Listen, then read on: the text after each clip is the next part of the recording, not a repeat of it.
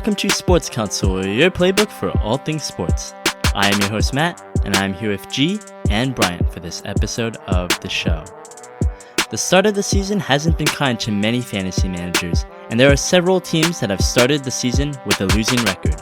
We discuss why your fantasy season is far from over, and give our strategies for how to come back from a winless debut. Plus, we recap Week 3 in fantasy football and reveal our starts and sits for Week 4. Today is September 23rd, 2025, and this is episode 187 of the show. What's up, fellas? Good to see you. All right. Let's get it. Come on. Week 3 in the books, right? We're on Yeah. week 4 now.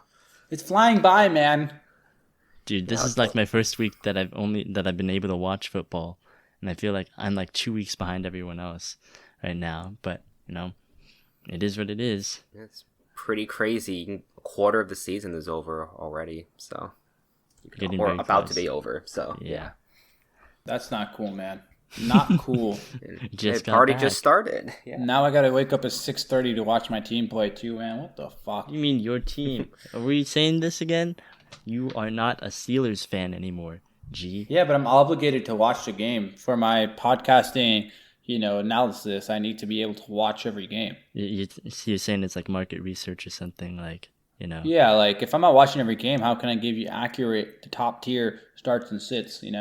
Fair enough. You guys, I guess your former team won last week with And my current team also won, so we're doing good over here. eating And well. I went to a Niner game, and that was a hell of a game for no reason. People are like, it was a great game. Like, yeah, it was also 16-15. No one really wants to watch a 16-15 game in person.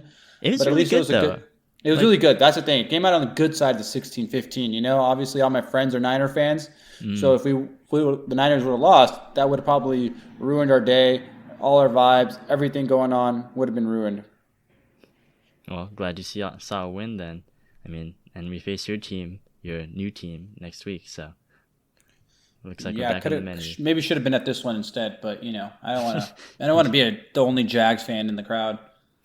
I do have a Trevor Lawrence jersey, but that's for another day. That's crazy.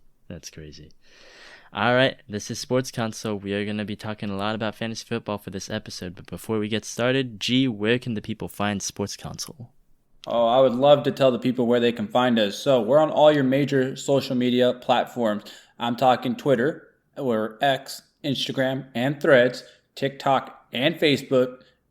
We're covering all grounds here. That's the best part. And the easiest way to find us is just to look up sports_counsel. And on any of them, you'll find us there. Go follow us. Put on some notifications for us. We've got some great news, and we're always reacting to everything. So you want some live reactions, you can get them there. But even if you want even something more live, or you want to ask us questions, talk to us about anything on the face of the planet, you're going to go to our Discord. That's going to be in the link of our bio for all our social media. So you're going to go sports_counsel on your favorite social media. Then you're going to go click that Discord link. You're going to join. It's free. We're going to have a great time in there. We got a lot of starts and sits, trade questions, a lot of fantasy football stuff related, but also once basketball season starts up, you'll start seeing more slips, if you know what I mean. When my degenerates are out there, they know exactly what I'm talking about. So you do know where to find us. It's easy to find us. We're free for everywhere. So come join, come have fun. We're making this community. It's sports_counsel. Couldn't be easier. Yep. Fantasy football, betting, basketball. We're the hub for everything here. So check it out. All right. So we are going to get into our Listener League recap for Week 3. If you're not aware, we kind of recap the league that we participate in with our listeners every week at the start of the episode. If you're not a part of this league and have no interest in seeing how good we are as, in our actual football leagues, then you can go ahead, skip 15 minutes ahead. It's okay. But we feel obligated to our listeners to kind of shout them out, give them their props. Not a lot of listeners won this week, but we'll get to that. And yours truly is going to be delivering this Listener League recap, so you know what already happened here. So let's not spare any details. The Young Men's Club 3, younger than ever, yours truly, defeated Odunze and Friends, which is our fellow podcaster here, Bryant, to a score of 140.72 to 86.44. I told you guys not to panic on these rookies, and so much changed in an instant. And, we obviously don't want to, like, celebrate injuries or anything. It's just really unfortunate what happened to Najee Harris, but right now it kind of led to an Omarion Hampton explosion, and that kind of made the difference in this game. Yeah, I think you're definitely right. Having your trust in the young men are working out, like Omarion, like Nico Collins, versus my old boys, the old men, the old reliables, Kamara, Henry. They did pretty bad. I don't know why I picked Stevenson. That was a terrible idea on my part, but yeah, it's literally Odunze and friends. Everyone else on the roster is looking a little bit worse for wear right now, but hope they're going to be back on the rise for next week. Speaking of hope, quickly, as a residential Steelers fan, excluding this year, shout out to Najee, man. Hopefully he gets back and it's not the end of his career as we know, because it's Achilles injury for a running back, man. Couldn't be worse. Prayers up, man. You never want to see that happen. And he was already having a really bad offseason. We made a couple of jokes about it, obviously, but, we do hope that he does get better on all ends right there. So with that, we're going to move on to the next matchup here. We got the women respecters, G versus Team Nando, and G just whooped Nando right there. He also put up a 140 burger, 142 to 112. G, you want to talk about this a little bit? It's just consistency, what we preach over here on the women respecters, respectfully, always respecting women, always respectfully whooping everybody's ass that we play against every fucking week. Come on, Nando. B2A. I think that if they beat you, that means they don't respect women. So that's why they're not trying to beat you right now. Oh, yeah. And we're consistent, man. I'm telling you, the consistency. 142 this week, 145 last week, and 155 the week before that in week 1, man. If you're going to want to beat me, you're going to need at least 140. Damn. That's a high ceiling that's a high floor to get to right there. So, looking good to start the season. You're not going to need our advice for later. But moving on here, we got Whole Lot of Baby Mamas, which is our other podcaster, Dylan, versus the Dang Bus, Gav. And Dylan did even better than, both of us. He got 168 to Gav's 103. Oh, yeah. Oof, obliteration.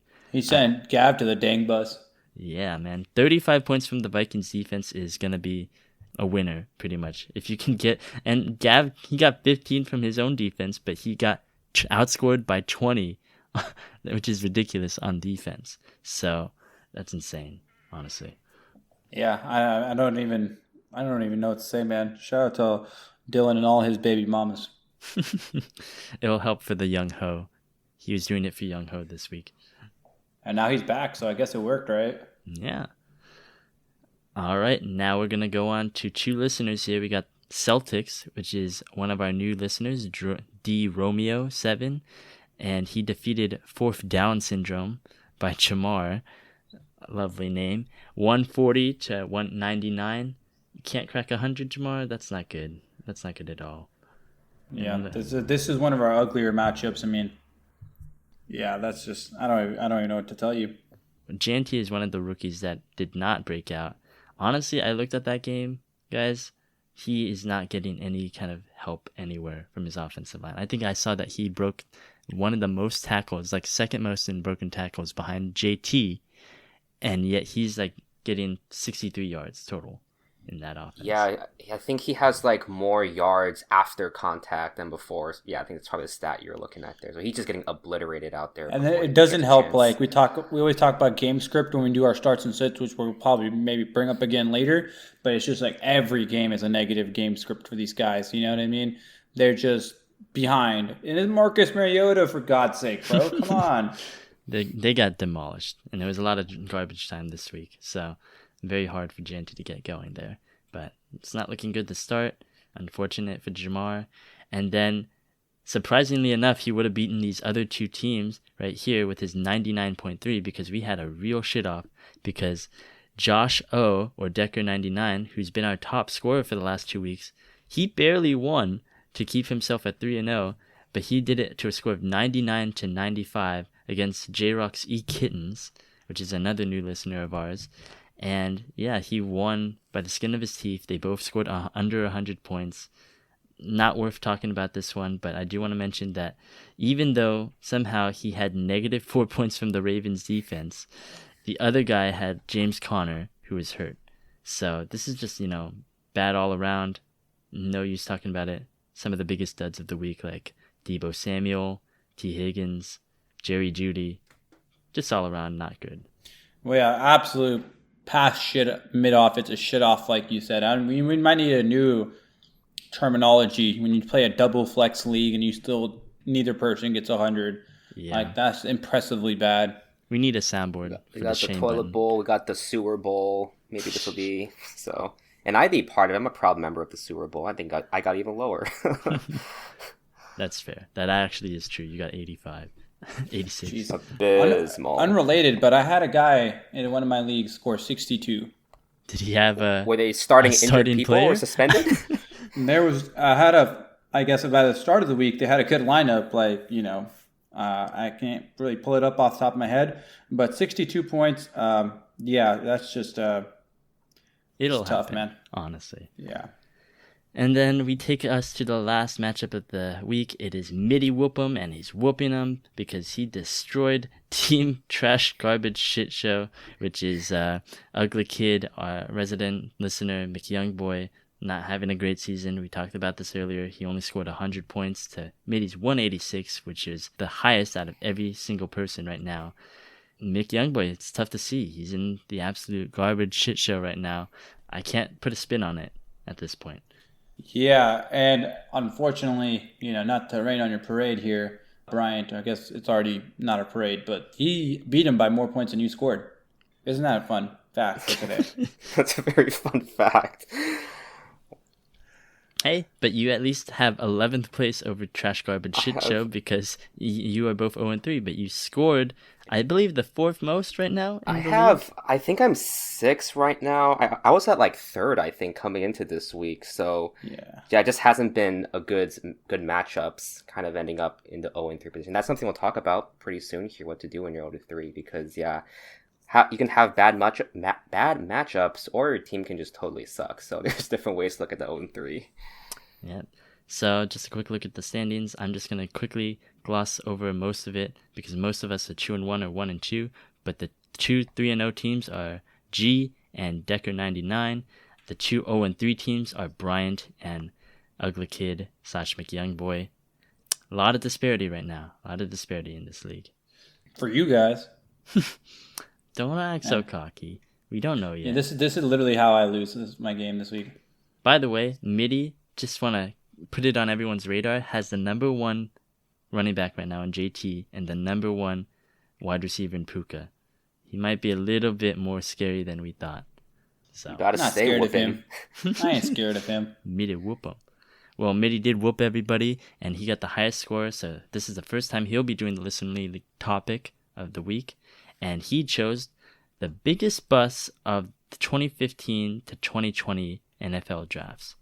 This is a very specific topic. I don't know why exactly he wants to talk about that in particular. His Bears are probably going to be involved in a lot of this. But I think that might be it. Maybe he wants to relitigate all the trash he's seen in his lifetime. Because I'm going to go first. Yeah. I guess if we're relitigating, terrible, absolute dog shit picks in that time period, I think top of the board, number 1's got to be Mitch Trubisky. Is you like that one? He's the backup right now for the Bills, right? Correct. He's still around. Yes, recently with Pittsburgh as well. Yeah, number 2 over Deshaun Watson and Patrick Mahomes, and absolutely terrible. Unfortunately, that might have been the best quarterback play the Bears have gotten in the last 50 years, but it doesn't say much. Now that we know more about the Bears, do you think that it's it was his fault? Do you think if he went to the Chiefs and Mahomes went to the Bears, would things be different? Would Mitch have a Super Bowl ring? No, he's just that bad. He's terrible.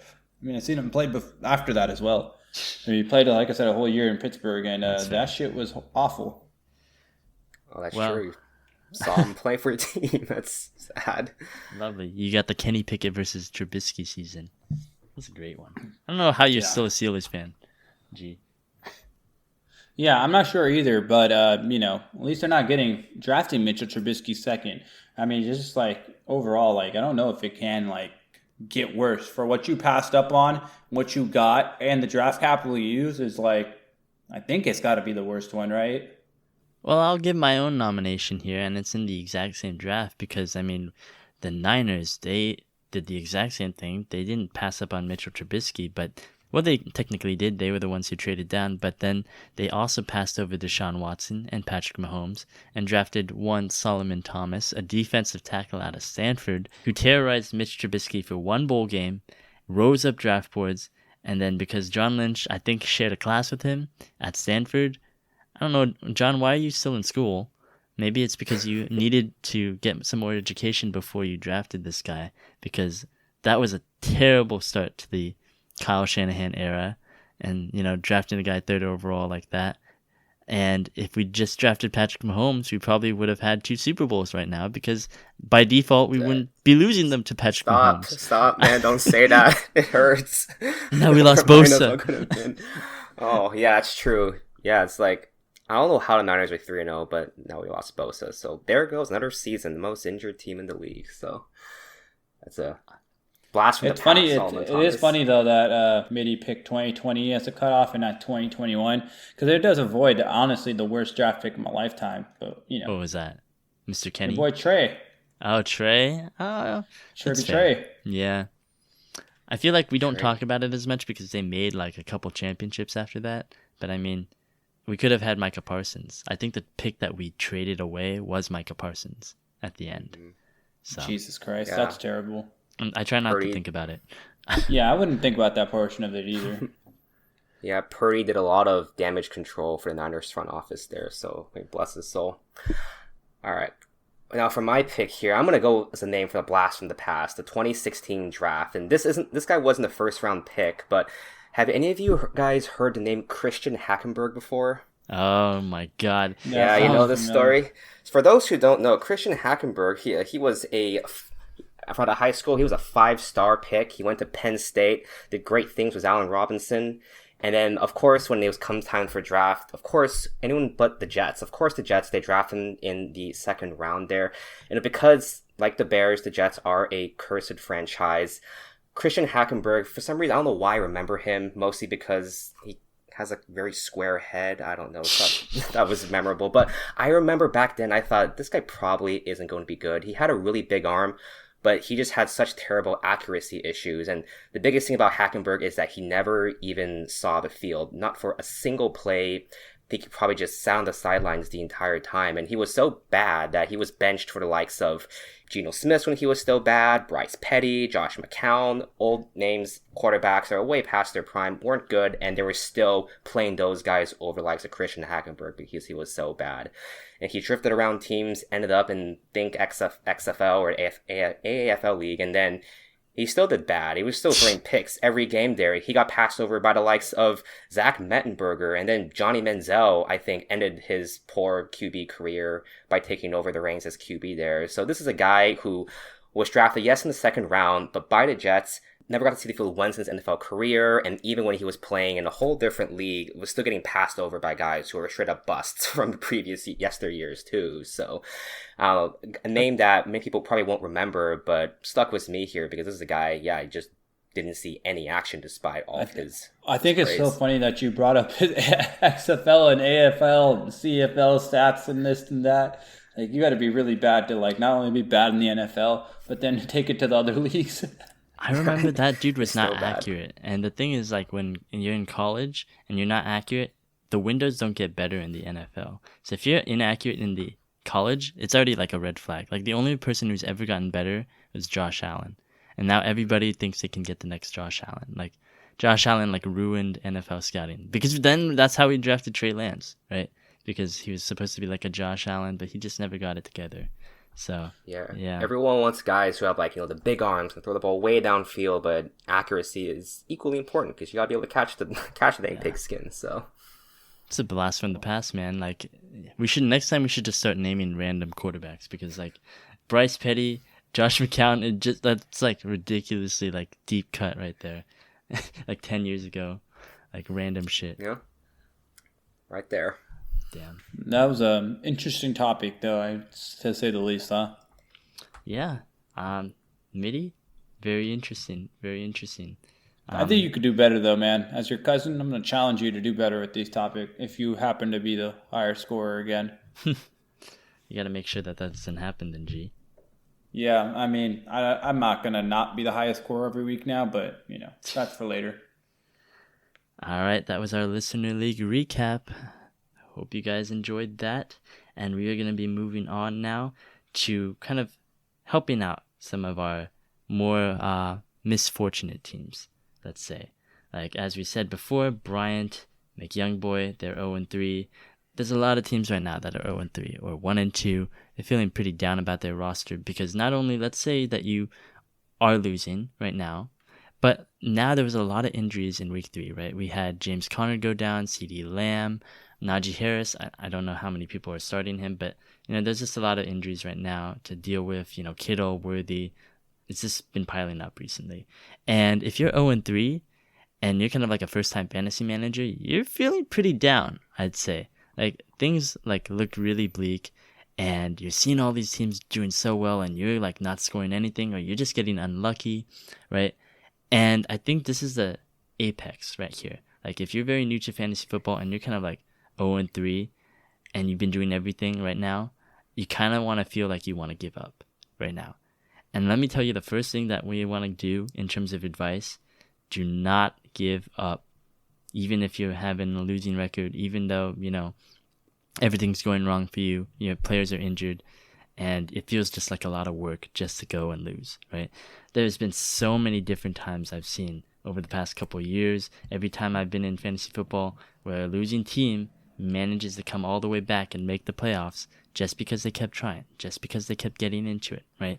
And they just kept making moves because guess what? Other people are going to give up, or they're going to start getting, they're going to start getting lazy and not check their lineups as much going into the next couple of months. And that's where you can leapfrog some of these guys, right? Take advantage of them. And, you just don't give up. It's a long season. Just like patience or panic last week. Don't panic. Just be patient. Just keep doing what you're doing, right? Yeah, and I mean, first thing I would do is I would find out how many teams are making your playoffs, right? See how far you really are. Like, I think what people get confused with is like, oh my God, I'm 12th, I'm 11th, but only 8 people are making playoffs. Like, you're really not that far removed from the playoffs, right? Mm-hmm. And that's just like one good week or one bad week, and you're into the playoffs. So I think that's the first thing I would look at, is just kind of see like where I'm at. And then I think I would look into like what's the right word? Like a real deep look into your own roster in terms of like maybe you're Bryant, right? You got the 6th most points scored and you're just 0-3. That's not the worst place to be. Out of all the 0-3 categories, like that's probably one of the better places to be. Mm-hmm. So you're going to want to look at your points scored. Like I know that's just like a 32 seconds, so you can check it. You're done. And you're like, okay, now what do I do, right? I'm still 0-3. Well, I mean, if you're 0-3, you got a lot of points scored, I wouldn't change too much. Yeah. But it says if you're on the other side, whether you're dealing with injuries or your team just sucks, then it's like, okay, what do I do? And then kind of speaking to that, what I would look to do if you're in that situation is maybe, do I have anybody of really, really high value? Do I have one guy or 2 guys that are really, really good? And maybe I would try to see if I can take, for example, if I have Puka Nacua and somehow I am 0-3, I'd maybe see if I can get a receiver and a running back for him, and then 2 starters for me. Like that's the best way you can kind of look at this right now. Yeah, in terms of like 0-3 teams, like, I'm sorry to interrupt, Bryant, but like you have 2 of them right now in our listener league that we just talked about. One is Bryant, and we talked about it. He's actually high scoring pretty well. He's just been dealing with some pretty bad luck, and like he's dealt with teams that are scoring higher than him, right? And then you have Ugly Kid, who is kind of not, sorry to offend you, maybe Ugly Kid, but maybe that like his roster is not very good right now, and there's a lot of injured players. There's a lot of players that are just underperforming, like Lad McConkey, Isaiah Pacheco, just to mention a few right here. That's where you kind of start to panic. Like Bryant, like I'm going to give you some advice right now. I don't think you should do anything differently. Like maybe you can change 1 or 2 things in the lineup based off matchup, or, maybe pick, because I think you started the most optimized lineup you could, honestly. But it just happened that it was just an underperforming week. In the last game with you, most definitely, and there's definitely some things in the previous week that could have done better too. But I think that's a good point, and also what G was saying earlier too. Like, Yeah, just looking at the scoreboard, basically, if I just win one game, you're back into on the playoff hunt. The panic's almost gonna be gone and within like a single week there. So yeah, just check Yeah, to make sure you you're not kind of want that far off the to mark. you want to change your like what's your goal of the season. It's like, okay, now I just need to sneak into playoffs, and Hmm. at that point, anything is going to happen. And if you're playing the money league, then top three are making money. Then it's like, okay, I make 8 out of 12 of us are going to make it. So 75% of the league is going to make it, and then less than 50 of us are going to get money, right? So it's like Hmm. odds aren't that stacked against you, right? You just need to make the playoffs, and then you need to have the best lineup you can have at that point. So obviously that takes some wins right now, but if you're Bryant, like you're the 8th seed, you get in somehow, like your team's been scoring a lot of points, like you're in a good spot in my opinion. Yeah, an eighth Hmm. seed right now is 1-2. So it's not like, you're way far out. You're just like a game behind. Like right now is really not the time to panic. Like Yeah. I've seen a lot of people panicking. Don't panic. It's like we're only 3 weeks in. This is a 16 game like season. Hmm. And I feel like this happens to me, especially in the listener league. Every year, I feel like I get off to a pretty poor start. But Yeah. then, and for the listeners, right? Everything can change as seasons progresses through injuries or the rise of like rookies. So kind of think back to if you had a good draft strategy, maybe those rookies, like we talked about last week, aren't doing too hot right now, but it's that middle latter part of the season they really start to turn up, and there you go. That investment maybe early on this season or at the draft you did is going to pay off as those rookies kind of turn up the heat later on. And it brings another point too. If you are maybe you're in that not just 0-3, but also your roster seems to be a mess right now. Keep an eye on the waiver wire, making sure you're getting the top picks, the most popular, or the people you have the most promise in each week in and week out. And also, don't be afraid, or if you are at the point where desperation is starting to creep in, maybe let's say this is now halfway through the season, maybe you're too far gone at that point, but you can always look towards kind of variance too. So like betting on those rookies or second year breakout players, or maybe players that just have a friendly stretch during the latter part of the season there. So maybe you'll have Yeah. to give up some of the top talent you have for just more maybe for just more variance there, more opportunity to score points, even though there's a chance Right. those guys might And be I, duds. I want to I want to speak to what you're saying by also kind of maybe just throwing out a few names. Like you want to take, like you said, I want to take 2 points that you kind of brought up there, Brian. You said second year and rookie players and then injuries, right? So we can put both of those into one situation. James Conner is hurt now. There's a second year running back who we don't know if he's going to be fantasy productive in Trey Benson. Hmm. But if you're 0-3, why not take a risk on him? Why not give him like maybe a solid receiver that you have that might be like a fringe starter or not, and just trade him, see what happens. Or if you're like tearing down from one of your star players, see what if the guy's got I'm not sure, like a tier 2 receiver, right? He's got a Nico Collins who's not playing very well, and you have this really good receiver. You could trade that receiver and Trey Benson, or Nico Collins and Trey Benson for your good receiver. Now maybe if he hits, now you got some upside, right? So Hmm. there you got to take a swing. If you're at a point where you're kind of more on the talentless side, like we were talking about originally, that's where I would kind of look at. I would look at these injuries, and unfortunately, there's injuries, right? But like you need to think about it as like a business essentially. Like that creates opportunity for you, and now it's like up to you whether which injury you think you kind of like gives you the most opportunity fantasy wise. Is it a James Conner injury, or is it a CD Lamb? Are you going to go get Tolbert? Are you going to go get Turpin? Are you going to go maybe just trade for George Pickens? Like you got to see what injury you think is going to make the biggest impact and where the opportunity is, and then like the cost of it, right? And then just make that swing, right? So I think Trey Benson's a really good call right now. Hmm. Connor's out for the rest of the year. You have a starter that's going to be kind of more of like a question mark, but once he has a good week or two, his value is skyrocketed. Maybe you get him now and trade him again later, right? So it is more of like now you just got to think about it, like I got to do whatever it takes for like just even to make a better move later down the road, right? So I think so I've been down like 0-2, 0-3 a lot. I'm sure your teams have the. Yes. I tend to draft very variance, like, and then if it pans out, it works great. If it doesn't, it doesn't, right? But what I do is that whenever I have a losing record to start the September off, you just turn that roster over. You do everything you can because, like G said, it's a business decision. And I think that sometimes we get a little attached on our draft grades and our draft opinions on these guys. And when we draft them, we drafted them for a reason. And then when they bust, we kind of stay a little patient on them and a little too patient. You can't really afford to do that right now. Like the biggest thing that you need to prioritize when you're 0-3 versus 3-0, 3-0 you can wait on some guys like what we said before, like the rookies, like Hampton, Golden, stuff like that. But when you're 0-3, you gotta sell. You gotta start just saying, okay, what am I gonna be able to do to win this week, right? So I'm gonna cut everybody from my bench that can't get me a win this week. I'm gonna try to get the guys who have the best perceived matchups for week 4, right? And then I'm going to start them in my lineup, and they're going to try to get me to where I need to go. Or if I have a really good star player, one guy is not going to carry your entire fantasy football team. If you don't have any pieces right now that are scoring above double digits, you got to sell them for just guys that can, right? If you can sell like an Achan, right, for 3 guys who can get you to double digits, right, I feel like that's a win right there. Like you can get like, let's say Achan for like, you're selling really low here, but like a Jacoby Myers, like a solid floor right there. You could get a Trey Benson. You can get like a Jawan Johnson or a Quentin Johnson, Yeah, right? Like even, just solid yeah. players who are going to score points, right? And will elevate the floor of your team. So then you can start playing these higher variance players as well, mix it up, and then you can kind of see something there, right? You get a floor, you get a ceiling, and then you kind of just see what happens. Like you got to just keep turning that roster over too. If it doesn't work, cut them. Go move on to the next one. You got to like just stay aggressive on waivers. You also got to be willing to sell low on some of your players that are good, right?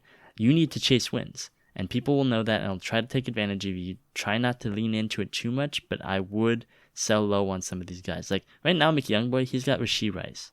Rashee Rice isn't coming back for another 3 weeks, so it doesn't really make a lot of sense right now to keep holding him because he needs wins now. Like maybe Rashee Rice will be great enough that he'll be able to carry an 0-6 team out of the mud, but it just feels very unlikely at this point. Like if I was McYoungboy, I'd sell the guys that he had suspended and try to get some speculation because who even knows if he's going to be good, right?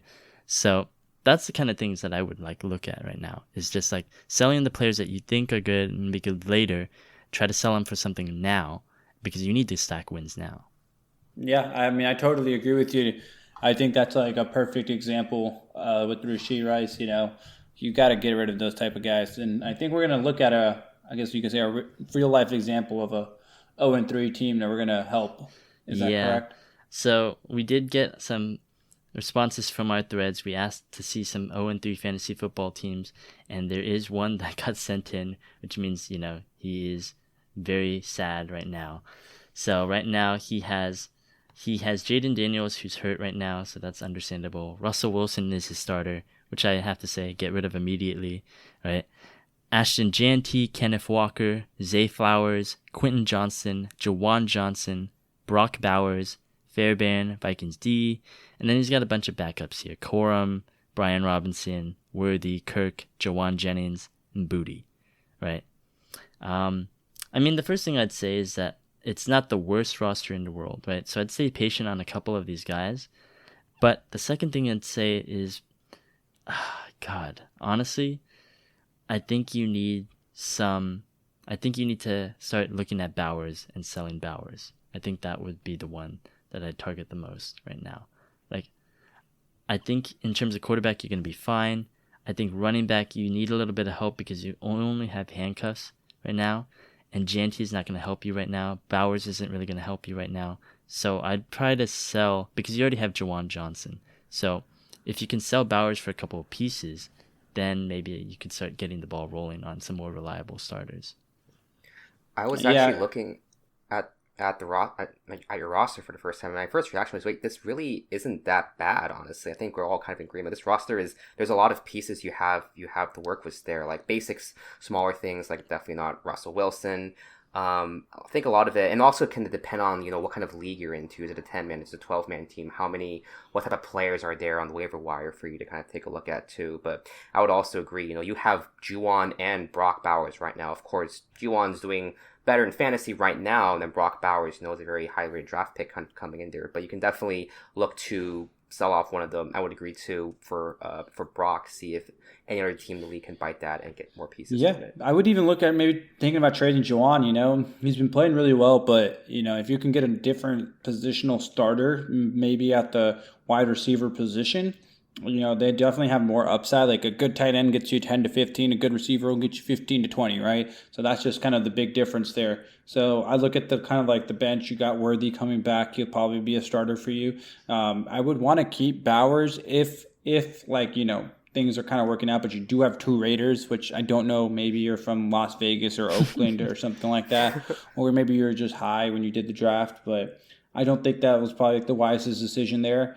So I would kind of look about maybe I can get rid of Genty somewhere, right? I would obviously need another running back, but then I can maybe, that's where I'd go for like a 2-for-1. Maybe at my Genty can get me 2 decent starters. So that's kind of where I'm at with that. I wouldn't technically want to trade Bowers yet, just because their passing volume with Geno is going to be so high. It's going to be kind of like that appetizing, to have him there. So yeah. I also don't think you need to make crazy moves. You got Jaden coming back at quarterback. That's going to solve that problem. And then you'll have, Worthy to put in the receiver and then maybe even like a flex position at some time. So that should solve a lot of the problems. I always don't really discount tight ends very high, so obviously take my bias in. But Bowers, I think right now in terms of the name value, is going to get pieces, right? So that's why I don't want to start Janty right now. So I would trade Bowers to get a running back at a premium so that I don't have to start Janty. And then I get a running back, replace Janty with him. And then for the flex, I feel like you have Worthy, you have Jawan, you have 2 guys that could make a difference in that spot. So that's where I'm coming from in that sense. I wouldn't trade Janty right now, but I'd try to find a way to bench him. But yeah, I think most part you're gonna be fine at that point. But that's the one move that I'd recommend. And get rid of Booty, man. Booty off. Booty's booty. All right, so hopefully that will help a little bit in terms of kind of your losing strategy. Not losing strategy, but winning strategy for losers out there. Just keep going at it. I think that's the biggest thing. Just stay patient and the results will come. Good process, good results. All right. Let's get into our week 4 starts and sits for this week. This is also going to be helping you guys out. For those who are winless, we got a couple of guys maybe that are on the waiver wire that you could kind of start in place of, maybe your struggling starters, and will help you get to those wins. Last week we did good. We got 10-8 in terms of the starts and sits. We're very much improving. I think it's really hard at the beginning of the season because we don't have our stats like defensive points allowed and stuff like that. It's very skewed. So I think we're doing a very good job in terms of our intuition right here. But unfortunately in the graphic, we post a graphic every time on Instagram at Sports Counsel, and we went 3-7. Like 7 of the ones we got wrong out of 8 somehow appeared on the graphic. So I think that's a curse right there. Yeah, maybe we should just put my picks on the graphic every time. I think that might help us. How many picks did you even get right? Let's see this. I don't know. I'm just very confident. Now you got to make me check. All right. You went 4-2. All right. I'll give you that. Got 60% right. 66% right. Not bad. Yeah, not bad at all. All right. Yeah. Well, if you listened to my advice last week, I'm sorry. All right. How about you redeem yourself here, Bryant? I'll gladly start things off. I'm going to go for my get right. I'm going to start off with Noli here. Caleb Williams versus the Raiders for quarterbacks starts. I mean, Caleb, he had a fantastic game, breakout level game against the Dallas defense, which was bad. And this happened last season too. I think Caleb beat up on a bad defense, and then we knew how the rest of the season goes. But he's looking a lot more, playing with more confidence. His deep ball is looking a lot better from that famous clip that's going around with the flea flicker. And he's going up against another Swiss cheese passing defense in the Raiders there. So the matchup is there. Caleb's playing with confidence. The Bears are rolling. Ben Johnson's partying with the team in the locker room. So I'm saying that he's going to keep the ball rolling against these Raiders here. If Marcus Mariota can do it, anybody can do it. Exactly. There's no bias here, Bryant? No bias. I'm back on the Caleb train. You never left it. I never left it. I always believed, even in the darkest of moments, that he would return. Damn, man. Hopefully I can find a girl just like you one day, Bryant, that would love me as much as you love USC players. Because I love USC players and dedicated to them. All right, well, I'm going to go on the other side of this matchup here, and I'm going to tell people to go stream Geno Smith versus the Chicago Bears. I know, guys, I know I screwed up. I did like a 5-minute rant last week on how terrible the Chicago Bears are as a franchise, and they proceeded to mollywop the Dallas Cowboys to like 31-17, I want to say. So that's on me. I jinxed it. Dak didn't do well either, but that's not going to make me change my, perception of kind of the Chicago Bears. And it's not like anything's changed in terms of their defense. The Cowboys just suck. They're just even worse than the Bears right now. And CeeDee Lamb was hurt too in that matchup, and I think that really affected Dak's ability to kind of go off, right? And I think Geno Smith, like G, you just said, they're passing at an incredible rate right now. And it's mostly in part because their offensive line is so bad at run blocking. Like we said, Janty's just facing guys everywhere right before he even gets the ball, right? Like all 11 men are in the backfield already. And that forces Geno to just have to go with the negative game script. He's passing all the time, right? Chicago, like you said, Brian, I agree. Caleb Williams is going to just carve up the Raiders, and that's going to lead to more points that need to be scored for Geno's side, and he's going to just pass. I think I had Geno last year as my streaming quarterback, and the reason why I wanted him is because he passes so much. And I think it's the exact same kind of situation this time. Like, I want to see how many times he attempted to pass. Yep, he did 43 attempts last week. So, not 40. That was for the Chargers game. He had 29 the week prior with the Commanders, and he had 34 with the Patriots. I'm guessing he's going to have at least 30 passing attempts. You can also bet that anywhere you want. But I think that's going to lead to good results because the Bears defense is still not healthy, no secondary. I think it's still a good start. Yeah, I imagine that game's going to be high scoring. So I like both your guys' quarterback starts there. That's an easy target. You know what I mean? You look for the quarterback that kind of got the good matchup, and regardless of what's going on with their defense, all the line, you just take it. And I think that's what's the case with Geno and Caleb. Yep. Well, I'll take me to my running back start of the week. We're talking about bad defenses. Top of the board, first to mind, you know who it is. It's the Cincinnati Bengals, and I just think like every week you should just see who they are starting and just pick them against them. So the Dobbins is starting this week against the Bengals. I think he's going to continue his good start to the season, and I would start him with 100% confidence. I don't know how much more needs to be said about that one. He's very good so far. Like, there's nothing that you should do to like even if he had a bad matchup, I would trust him to start right now because he's been so consistently good right now. Like, he's clearly over Harvey, so he's getting the opportunities. Like, and now it's just a very good matchup. So it's just like, why would you even bench him at this point? Yeah, there's no reason to. And I'm just trying to give you guys that vote of confidence that I know you come to this podcast for. Yeah. I'm starting him over Chase Brown, by the way. It's crazy. Oh. We're only 3 weeks in. Yeah. Chase Brown apparently has even worse than Genty for being tackled behind the line, so that's real bad in Cincy right now. It's sad. But you know who isn't sad right now? Jordan Mason, because he just erupted against the Cincinnati Bengals, like we just talked about, and now he's going to destroy the Pittsburgh Steelers because he's not. Yes, he is. Yes, he is. And it's going to be in Ireland. He's going to stomp all over them before you even wake up, and he's going to have 20 before you even wake up. Because this guy is legit. I remember him with the Niners. He's just a straight runner. He's just so aggressive, and he's just a one cut back. Kevin O'Connell, Sean McVay, Kyle Shanahan, they all run the same kind of scheme in terms of the running game, and that's why they all kind of swap the same running backs. And Jordan Mason, he's just a one cut back, and he goes. And as long as they are able to get that space for him, and they are, because left tackle Christian Darrisaw is back for them, and he clearly opened up a lot of things for them in terms of the offense and the run game. I just think that, right now the Steelers defense isn't effective in terms of the run. They did a lot better against the Patriots, but the Patriots also had 3 fumbles from Antonio Gibson and Ramondre Stevenson. So I think that kind of deterred their ability to run the ball. So I just think Jordan Mason's just a smash start. He should be in your lineup every week until otherwise. And honestly, I don't think Aaron Jones, when he comes back, I think he's going to have the starting spot even when he comes back. Yeah, that's a bold take. I'm not too sure about Aaron Jones not being the starter when he comes back, but unfortunately, the Steelers do have a dog shit defense right now, unlike, the way it's supposed to be. And I'm going to go to my receivers start here, and it's tailing your quarterback there, Matt. I got Jacoby Myers against Chicago. One thing you didn't mention, or maybe you did, but Jalen Johnson's out for the rest of the year, essentially, and he's their number one corner. So, there's nothing to be frightened about if you're a wide receiver out there going against the Chicago Bears. I think you kind of lick your fingers when you line up against them. Okay.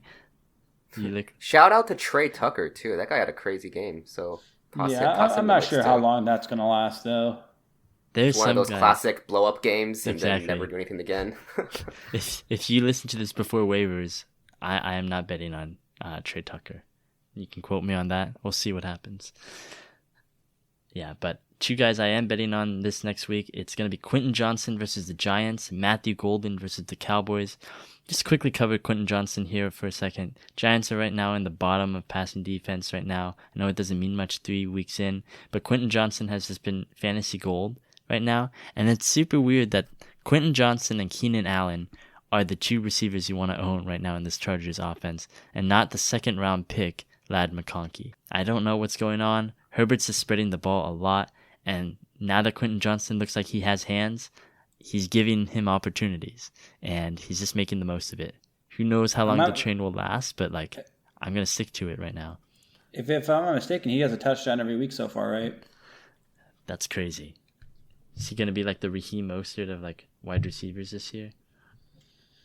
Maybe. Honestly, that could be a great comparison because I don't think anybody, even if he continues this for 16 weeks, will still think Quentin Johnson is a good receiver.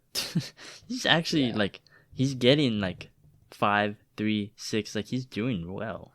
I don't know. I thought that would never happen. I was so down on him, but for not proving us wrong. And then Matthew Golden versus the Cowboys. The Cowboys defense is awful, guys. It's just so bad. And I think last week, Golden had a better game. He started to kind of break out a little bit. And I think with the Packers, they're going to do the same thing that the Bears did. They're going to throw it deep on them because Cowboys clearly can't cover that. And Golden's the best deep threat on the team. I think they're really going to start to get him going here. And I think he's going to break out Sunday night. I'm going to call it. Ooh, the Golden breakout game on Sunday Night Football. It's the Golden God. The Golden Boy. He's arrived. I'm going to shit all over Jerry Jones. And then Micah Parsons will watch. Pause. Incredible. Yeah, that sounded a little freaky. A little freakier than what I would want for a starter sit. But, I think the point was made. It was made. All right, G, here you go. Well, after the quarterbacks, after the running backs, after the wide receivers, that only leaves us with one thing, and that's the tight end touchdown guarantee. And I'm going to start us off with Harold Fannin against Detroit. I don't know if you guys watched last night from when we're recording this Monday Night Football, but Mark Andrews turned back the clock, and he just absolutely fucking shredded these guys. I think Harold Fannin can do a lot of the same, because honestly, at this point, I don't know if Mark Andrews is really that good or they just suck against tight ends. So I'm going to go with they just suck against tight ends. That's fair. And I'm going to go with Isaiah Likely versus the Kansas City Chiefs. This guy is coming back, and sorry, I'm still on the Mark Andrews is wash train. He proved me wrong last week, but I don't think it's going to happen this week. I just have a good feeling. Last time Likely faced off against the Chiefs, he absolutely shredded them. And I think that it's going to be the exact same result this time. I think that, he's just a big-bodied dude. He's just super athletic. And the Ravens need guys other than just Henry right now because he's kind of struggling right now. It's a little weird to say. And, Zay Flowers, he's just super inconsistent. And then Mark Andrews is the same. So I think Lamar's going to get his buddy back in Isaiah Likely. He's going to pepper him with a lot of targets, find the end zone, and then this time he'll get both feet in bounds. I was going to say that. He's going to keep his team. He needs a revenge game, get his feet in bound. For myself, for tight end, I'm going to go with Brendan Strange versus SF here. I actually like Strange a lot kind of come in, and saw him as kind of like a sleeper streamer level tight end, and he's getting the most receptions on this Jags team. I think he had far more last week than anyone else on the team, including flailing Brian Thomas out there. So I could definitely see them sticking with that script against the Niners at home, the Niners who will be at home, and Strange having a good day there. And I was surprised, actually. I thought the Jaguars were for sure 0-3, but they're somehow 2-1 despite all the crazy stuff going on, which is incredible. I saw for sure. I don't know how. I was in psychosis. Why are you disrespecting my team like that, huh? Sorry, man. Dude, there's so much. All I get is bad news. I hear it's coming true. from the Jaguars. Travis Hunter, like I've heard bad news about Brian Thomas, bad news about Travis Hunter, bad news about Trevor Lawrence. 2-1. It's crazy. Yeah, the ceiling is through the roof with this team. You know what I mean? When they actually start firing Shane Waldron, yes. Okay. Maybe. Let's go to our sits of the week here. I'm going to start us off here, and I'm going to go with Aaron Rodgers versus the Minnesota Vikings in Dublin, Ireland. Look, we had the script last year, right? The exact same script. Aaron Rodgers was a Jet. He was in international, facing off against the Vikings. I don't know if the NFL schedule makers like the parallels here for some reason, but he struggled against that Brian Flores defense, and I don't think he's going to be able to do the same. Like, you're telling me that Arthur Smith is going to outmatch Brian Flores right now, and I just don't see that happening, honestly. And well, why not, man? It was one of the greatest offense coordinators of all time. It's a coughing baby versus a nuclear bomb, man. 20 carries to Kenneth Gainwell now.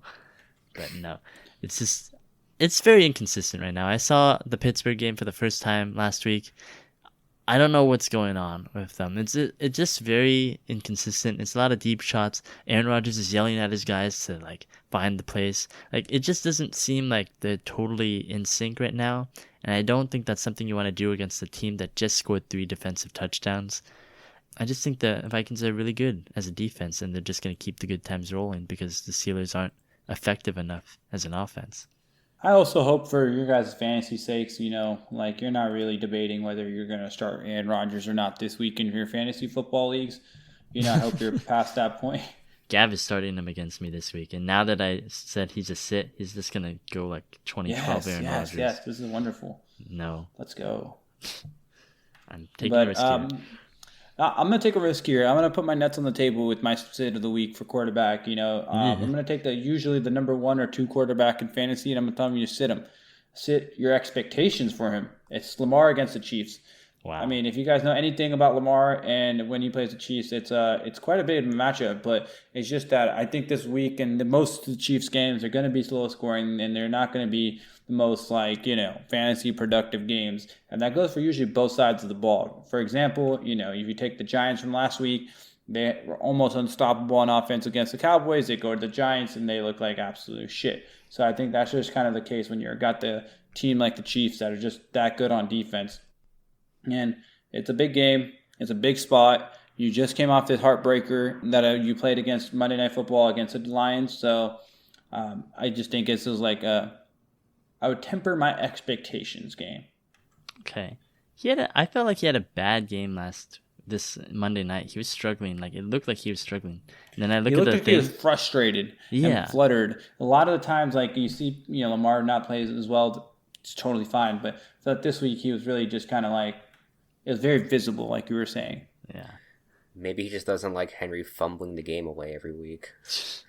Well, I mean, I'm not going to blame Henry for one fumble. He should probably stop fumbling the ball, but it wasn't that reason that they lost the game, though. Yeah, he had struggles before that too. Yeah. All right, I'll switch it back to running back here. I'm going to go with all the running backs in this Cleveland-Detroit game. Yep, that's right. Every single running back here. And Huge. It's very risky here because you're talking Jahmyr Gibbs, David Montgomery, and Quinshon Judkins, all unstartable in fantasy, in my opinion. Well, okay, maybe not unstartable, but I would temper my expectations, like G said. It's really hard to find sits of the week, guys. When you're going to completely sit a guy because they're either obvious or you're just going to fade their expectations. This is more of a fade because right now there are 2 great run defenses, and Cleveland is one of them, Detroit is the other. So I feel like they're just both going to... First of all, Detroit just needs to sell out basically on the run. and then force Joe Flacco to pass. Let's see if Joe Flacco, that old man, can beat them, right? I think that's the first thing that you want to do with the Lions. And then Cleveland, I think the way that you can beat Detroit right now is to stop the run game. You need to stop the run game first and then attack Jared Goff, right? Then blitz him, then make him feel uncomfortable. And you could see the Ravens try to do that, only they couldn't stop the run. But I think Cleveland has a great front seven. They drafted Mason Graham. They have Myles Garrett. They have this great, defensive front seven that can contain Gibbs and Montgomery. And then same with Judkins. I think Detroit's just very good on run defense right now. They kind of shut down Josh Jacobs for a while there. DeAndre Swift obviously didn't do that much with them. And then Derrick Henry, 50 yards. So I think that it's just a very low matchup for every running back there. Yeah, I mean, it's bold, but I like the Lions running backs. I mean, what they did against Derrick Henry and then Josh Jacobs is very impressive. The Cleveland defensive line is for real as it gets. And, going to the other side of the ball from that last week's game is Green Bay's defense, and I think they're really good. I think they're going to be extra motivated. Players will try to make a return game, and Michael Parsons, for example, coming back to Jerry Land, a not factor, but it matters to them. And you don't need to tell them, you know what I mean? It's just something where it's unspoken. We're going to try our asses off for it. They definitely looked past last week, that matchup they had, so that they could play this week and put their all into it for Micah. So I think they will. I think the whole offense, most of it will get clamped up. The reason I didn't pick Dak or the receivers is just because sometimes when the game gets out of hand is when Dak turns into Peyton Manning from the Denver Broncos and just starts slinging the ball around the field. So for now, Javonte Williams against Green Bay, that's a sit for me. I don't think the run game gets very active. There's a slight chance that he just gets active, gets a good amount of points from just the pass game. I don't see that being enough to wanting to start him this week. So he's a sit. Yeah, Packers, they need that get right game from the heartbreak, terrible way they lost last week. So I can definitely see them doing everything they can to stop the Cowboys there. And for sits for wide receivers, for my aggressive sit for the week, or not really, it's Brian Thomas Jr. sticking with that SF Niners versus Jacksonville matchup there. Brian Thomas has been having a terrible start to the season. He's literally catching I think it's literally averaging 2 catches, and then he's getting targeted 7 or 8 times. So his confidence isn't quite there too. And selfishly, I do hope that he does get better. Maybe he proves me wrong again this game. But Don't SF, jinx it, Bryant. I don't. But he's playing on the road. I already said touchdown guarantee from Brendan Strange. There, it's not going to go Brian Thomas Jr.'s way. But no, I do think that just given how he started the year here, got happy to be able to see more from him before I be confident kind of starting him. And I actually will. I am planning on benching him in one of the leagues that I have him in. So I'll have to eat my words. I tend to agree, honestly. This is the time of the week in the season where, okay, you got to start benching these highly drafted players, right? Draft capital doesn't mean anything at this point. Start your studs means actually start the guys who actually are producing. So, yeah, he's a sit for sure. And that'll take me to my wide receiver sit of the week. I was debating between the 2 receivers on both this team. I just didn't want to be too bold. I already had Lamar as a sit. So this week I'll just say T. Higgins instead of Jamar Chase against Denver. This is just a difficult matchup. Denver needs to play better defensively. What better than Jake Browning and the Jake Browning offense that's going to give you at least 3 picks and allow the Broncos to kind of run the ball out of the game and just kind of deflate the whole momentum that the Bengals don't even have yet. I don't see them bouncing back this week as an offense. Maybe next week once they have an easier matchup. But this Denver defense is for real. I don't like their matchup in terms of quarterback, just getting them the ball appropriately. Maybe it is time for them to move on from Browning, and that was just a flash in the pan from a couple of years ago. It's time to actually maybe bring in a new quarterback. Until I see it, I can't trust Browning, Higgins, Chase Brown, all of them. I left Jamar Chase out just on the level of just a level of respect. I'm just going to leave him out of this conversation for now, but there's a chance he also could be a sit this week. But T. Higgins is definitely a sit for me. Higgins hasn't played well in any of the games so far. Again, you got to look past the name, look at the points. If this guy was named John Brown, would you play him? No. So Just what it is.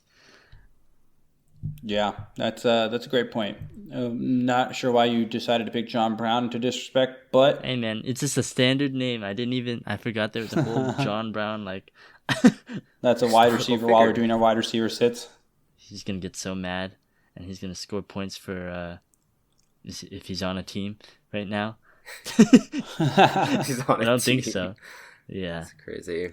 Former wide receiver. There you go. Maybe I'll just call you out and you'll have to run a one-on-one against them. He's gonna say on Twitter at sports_counsel, fuck you. Hey, free publicity. Any publicity is good news, I hope. Come on the show. Come on the show. And move on finally to tight ends. I have a sit for Hunter Henry versus the Panthers. And this is mostly because, we had the Hunter Henry game last week. And people were saying, and this happens every year. I'm sure Matthew, you've been the victim for this multiple times. Right? Oh, hey, Hunter Henry's been good for 1 game, 2 games. Let's buy him in for this week. He's going to smash it. And then he averages like 2 points a game for the entire rest of the season here. And we just had the good game, I think he averaged maybe like 18 or 19 fantasy points. I saw analysts already saying like, oh, Hunter Henry is a must get on the waivers, but don't fall for the trap. Carolina actually despite their team's reputation, has a very good passing defense this year too. So I could definitely see this being the classic, good game for Henry. He's a dud after that. Don't fall for the trap. If you've played fantasy football long enough, there's certain guys who always do the same thing every year, and Hunter Henry is the hunter. Like, he does this every time. Every time it's early in the regular season where he scores touchdowns, he looks elite, and you're like, maybe I can trust him in my tight end graveyard and exhume his corpse, and he'll do great. And then all of a sudden, he goes back to being dead again, and you gotta search for more options. Like, I've been burned by Hunter Henry at least twice in several different years. So, yeah. Definitely avoid. I was gonna say the exact same thing, Brian. Like, I totally 100% on. Can't forget the Hunter Henry curse. So yeah, I'm gonna go with Zach Ertz versus the Falcons.